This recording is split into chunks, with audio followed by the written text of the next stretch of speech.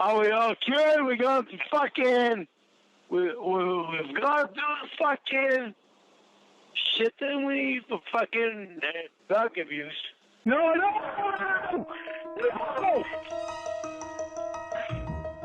Are you listening?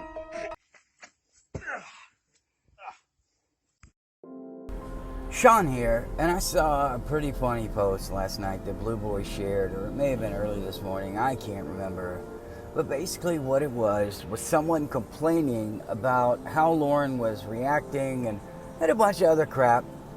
I'm sorry that a pedo, an unrepentant pedo, rage monster abuser is not reacting in the way you want. He is finally being challenged by somebody who's not going to be giving in, a real woman. I know she's obviously catfishing, but Casey is a real woman, a strong woman who would not tolerate this type of behavior. And he's never faced that before. He's faced all these catfish women that tend to back down, be weak and vulnerable. They have some kind of addiction. They're in the hospital, but not Casey. She's got a job, a real job. Now she's an actress. And Lauren is an unrepentant pedo piece of human garbage that lives in a dilapidated trailer with no future and no prospects. And he's not self-aware enough to understand no successful, hot woman with a future is going to take the time out of her busy schedule to trot her ass down to Maine or up to Maine or across the country to Maine. I did notice in some of these calls that Lauren babbles on about possibly going out and seeing her. We all know that's not going to happen. This is Lauren trying to buy time. This is Lauren trying to say, oh, I'm coming out to see you. You better not be around any penises. Casey is so genius. She even gave him all of the warning signs, told him you shouldn't be trying to date women over the phone, and that you should go and meet somebody in your area. Lauren quickly says, no. All that stuff I complained about, forget about it. I want you. It's you that I want. And Casey, I've loved you. I've loved you for a long time. I know you say you don't understand it, but that's irrelevant. I do, and that's what's important. Lauren is so desperate. We all know this. But she's given him all the signs, telling him, look, I'm not going to change. He keeps going. Lauren, I'm not going to change who I am. I'm going to keep being the same person. I'm going to be a successful woman who has a life, who has friends. Some of them are going to be men because in the real world, you don't have just one person in your life and you have friends. We all know he thought Angelo getting Debbie a cup of coffee was a date in his head. Somebody from work who she's made out with. He believes, as I stated in the other Casey video, that making out with somebody is now eternal approval. He can come in whenever he wants and they just have sex.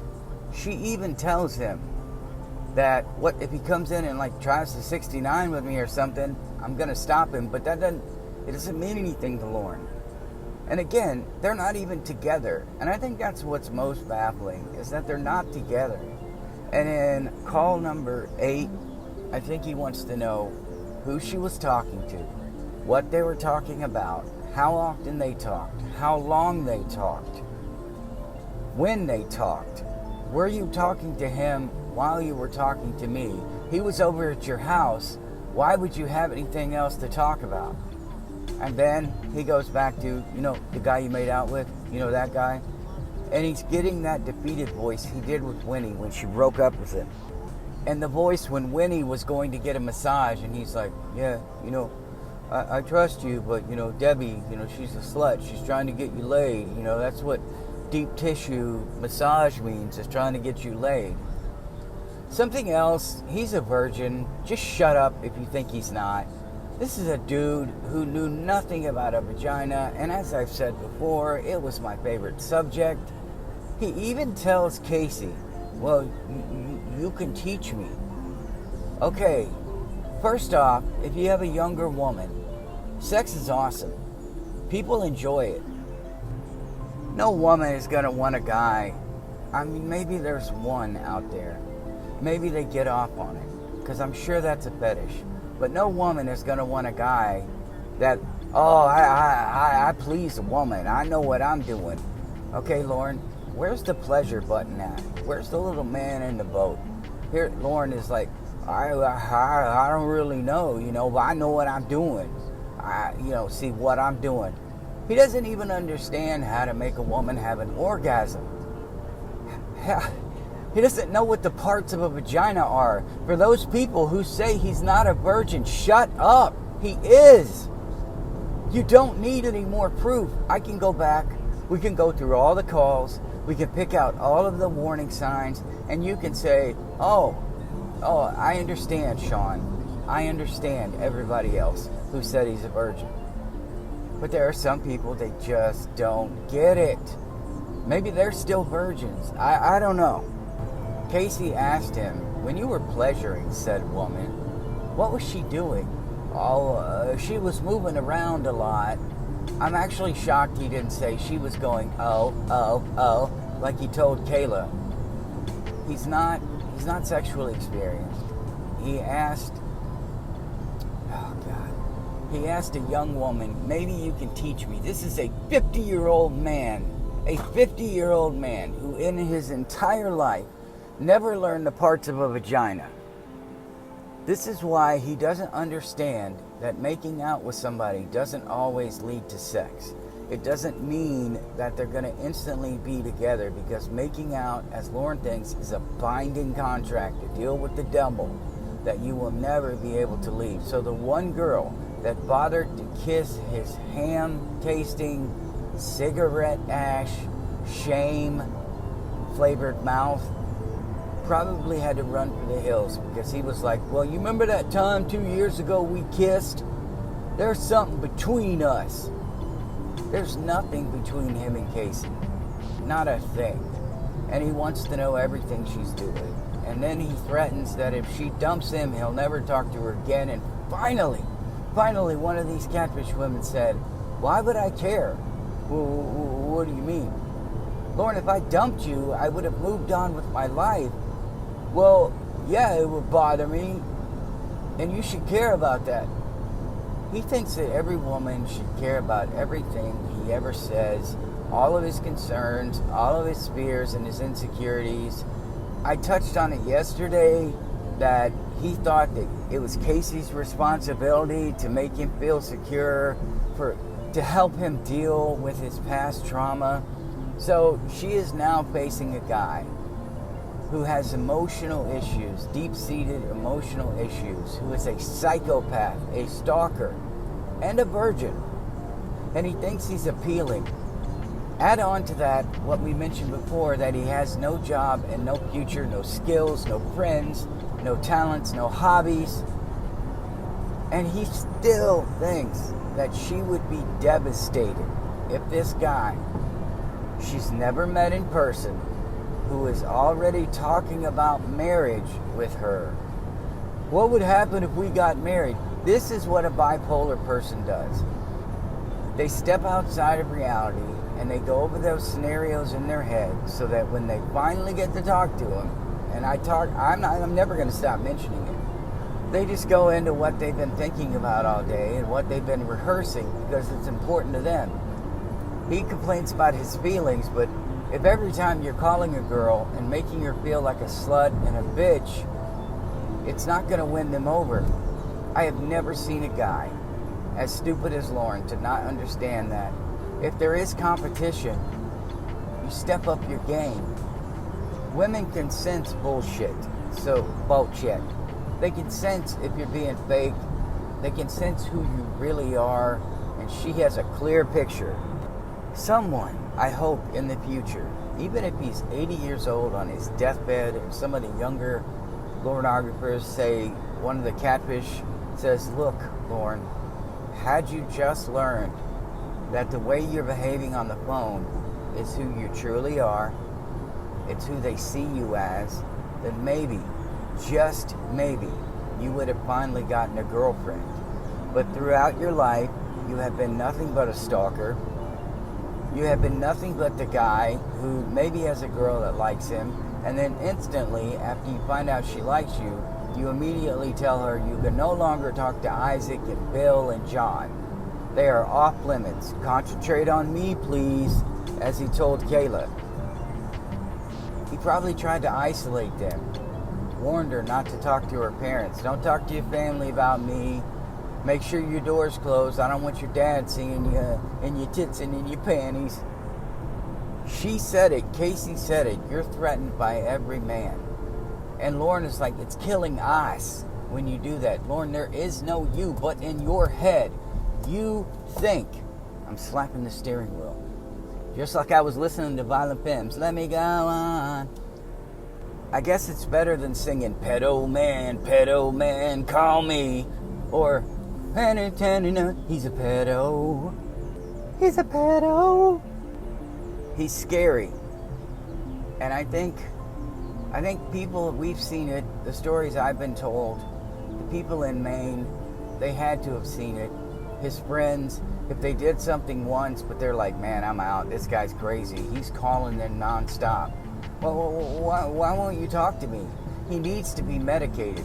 If Lauren was medicated, it would allow him, it would give him, Lamictal also helps you focus. So does Wellbutrin. It helps you focus.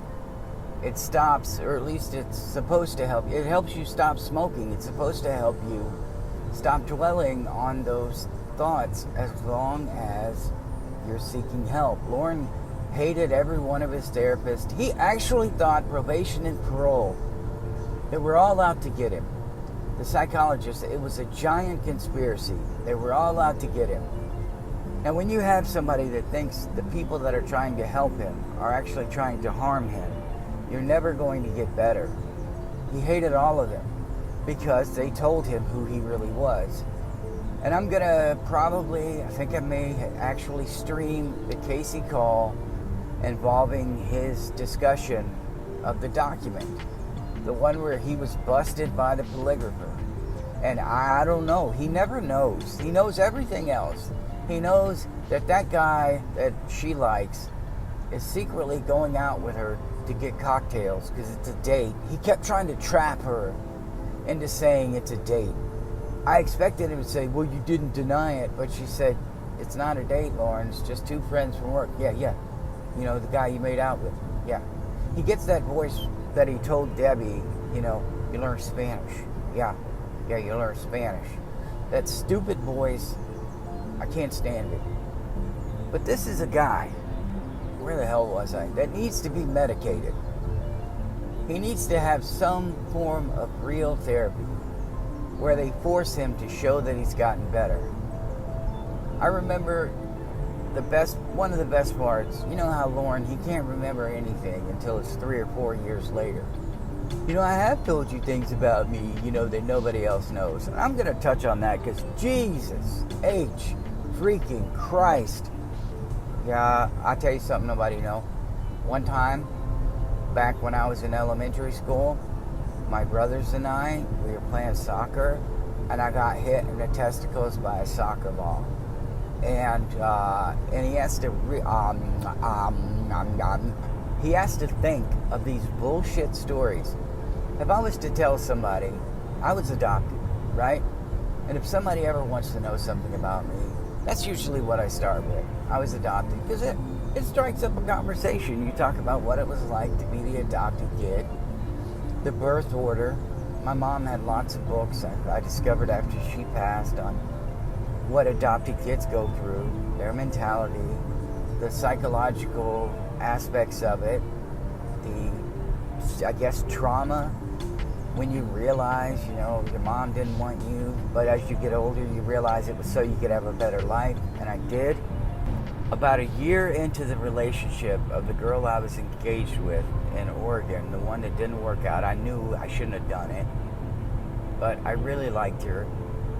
And I should have seen all the warning signs that it just wasn't going to work, but I didn't. But about a year in, and I don't mind sharing this, it still gets to me a little bit. I still get a little misty-eyed. But there was a girl when I was in the Marine Corps. We were together. She told me that she was pregnant. I was young. I was nervous. She was moving back to California anyway. She contacts me 2 weeks later, an adopted kid, and tells me she had an abortion. Imagine that, an adopted kid, someone whose mom thought enough not to have the abortion. I'm not getting into that debate. I'm just saying from an adopted perspective.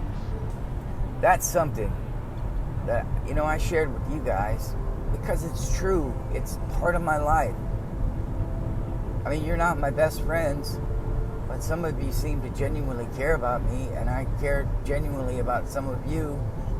Now, some of you don't like me, I'm sure, and you think I'm a psycho, but that's something I told her after a year. Lauren gets on the phone, has a conversation. Within a minute, he's done. Well, here's what I did today. He didn't even realize he was telling Casey, I did this, I did that, took a shower, and now I'm out here on the phone with you. So that's all you did today, Lauren? Yeah. I got on the treadmill no, you didn't, Lauren. You got on there for about 5 minutes, realized you'd rather have a cigarette, and got off. But he has nothing to talk about during his day now. Imagine how boring he was in the past. He still brings up that bullshit story about basketball. I quit playing basketball, so I was shunned when I was 11 or however old he was, which we know is a lie because he blamed macaroni and cheese, deviled eggs, and meatballs for why he tried to diddle a kid. That there is an example of my past, how I was treated for 5 years. Oh no, you didn't get food. My son, who I love dearly, oh my God, we went to McDonald's. I don't eat McDonald's, but my son every once in a while will have McDonald's. He actually said to me, Dad, they forgot my fries. I better move to Nashville. I lost it. He knows who Lauren is. I told you this. But this is a guy who's giving her, the basketball story as something that nobody else knows about. And then he mentions, well, I don't know what you already know. Everybody else may already know this. Then it's not something she doesn't already know about you. Pretending that you're butchers selling old pieces of rotted wood. You want to tell these women something they don't know. You would be honest, and you tell them about how you terrorized Nikki, how you terrorized Paula. I am trying to find out information about Amanda James. I think some of you are starting to figure out who one of my sources is. They may also be an unreliable narrator, but I told you my theory that Amanda James realized he really thought they were going to get married. And Lauren said, I'm going to move closer to you. I'm going to move closer to you because I know we're going to be together. And she cut it off immediately. Or she cut it off, and then Lauren decided he was going to move closer to her. That's pretty scary. I don't know how long a woman would keep a guy on the phone. I assume she thought he would figure it out within a couple months, get what she wanted, and move on. But she's probably like, oh my God, this guy, he's still here. I probably need to get the hell out of here because he really thinks that we're in a relationship. And if it turns out that's true, Lauren would say, well, I know she had feelings for me. You must really like me to talk to me that long. But that's the Amanda James thing. But if he really wanted to be honest with her, he would tell her the truth about all these women that he got in trouble. You want to tell the truth, Lauren? Talk about your real victims. Why don't you do that? Because I'm sure they would love to hear that. He has nothing that he's done in his past. No stories about the basketball team as we've talked about. He never has specifics. He can't go into any details. He only has that surface information that somebody else, Lauren probably sucked at basketball, and the team was pissed off that he was allowed to make it. So, of course, they didn't want to play with Lauren anymore, but according to Lauren, maybe he was a psycho, but according to Lauren, it was because he was the star basketball player, and he quit the team.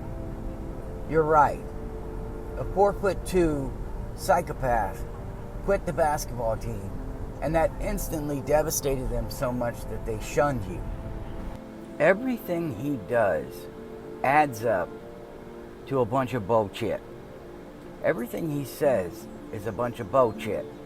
There was nothing in his life that has ever been proven true, except that he's an alcoholic, he's an unrepentant pedophile, and he's a liar.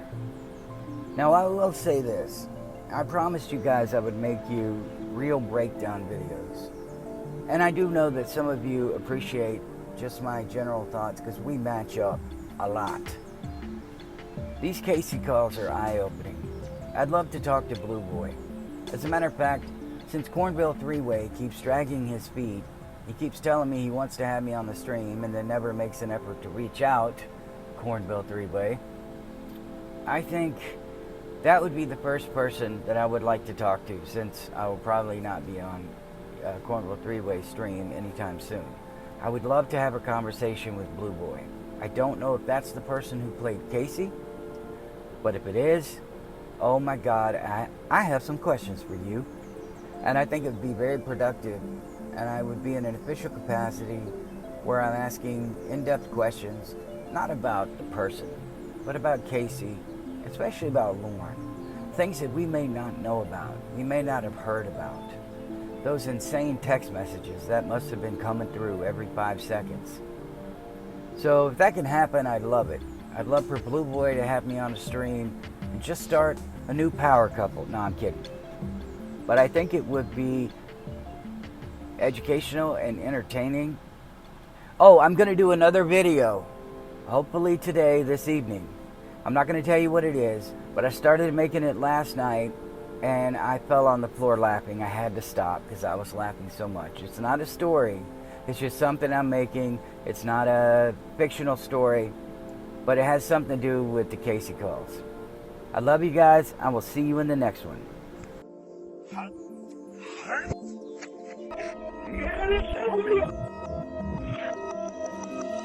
What?